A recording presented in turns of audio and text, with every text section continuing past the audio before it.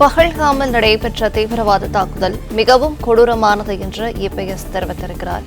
கூடுதல் விவரங்களை தருகிறார் செய்தியாளர் ராஜகுமரன். வணக்கம். மேலும் விவரங்கள் என்ன பகிரலாம்?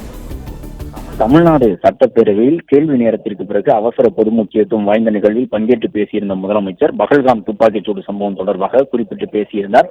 பயங்கரவாதம் இரும்பு கரம் கொண்டு ஒடுக்கப்பட வேண்டிய ஒன்று என்று முதலமைச்சர் பேசியிருந்ததை தொடர்ந்து எதிர்க்கட்சித் தலைவர் எடப்பாடி பழனிசாமி தற்போது பேசி வருகின்றார். அதன்படி பஹல்காமில் நடைபெற்றிருக்கக்கூடிய சம்பவம் மிகவும் கொடூரமானது என்று குறிப்பிட்டிருக்கக்கூடிய எதிர்க்கட்சித் தலைவர் சட்டப்பேரவையில் தற்போது பேசும் பொழுது, இந்த சம்பவத்தில் தமிழ்நாட்டை சார்ந்தவர்களும் காயமடைந்திருக்கின்றார்கள். காயமடைந்தவர்களுக்கு உரிய மருத்துவ சிகிச்சை வழங்க தமிழக அரசு போதுமான நடவடிக்கை எடுக்க வேண்டும் என்கின்ற ஒரு வேண்டுகோளை முன்வைத்திருக்கின்றார். அது மட்டுமல்லாமல் நடத்தி இருக்கக்கூடிய அந்த தீவிரவாதிகளின் தாக்குதலுக்கு மிகவும் கண்டனம் தெரிவித்துக் கொள்வதாக குறிப்பிட்டிருக்கக்கூடிய எதிர்க்கட்சித் தலைவர் எடப்பாடி பழனிசாமி இந்த கொடூர சம்பவத்தில் பாதிக்கப்பட்டிருக்கக்கூடிய அனைவரும் அதிலிருந்து மீண்டு வர வேண்டும் என இறைவனை பிரார்த்திப்பதாக குறிப்பிட்டிருக்கின்றார்.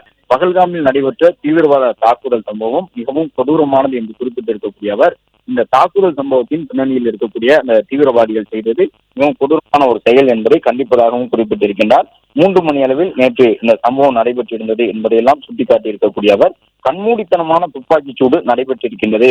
குழந்தைகள் கண்முன்னே தந்தையை கொண்டிருக்கின்றார்கள் என்று குறிப்பிட்டிருக்கின்றார்.